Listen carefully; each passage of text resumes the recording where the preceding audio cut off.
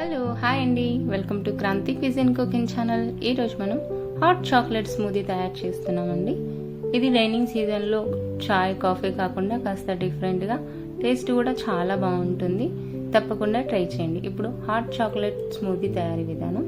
ముందుగా ఒక tea pan తీసుకొని దాంట్లో ఒక గ్లాస్ పాలు తీసుకోవాలి.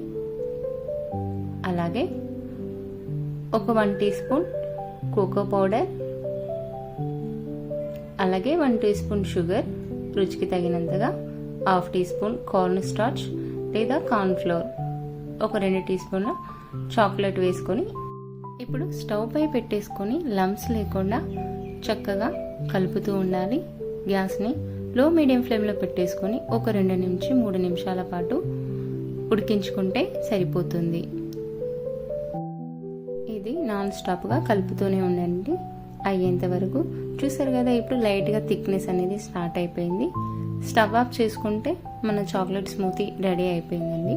ఇప్పుడు దీన్ని మనం సర్వ్ చేసుకుందాం.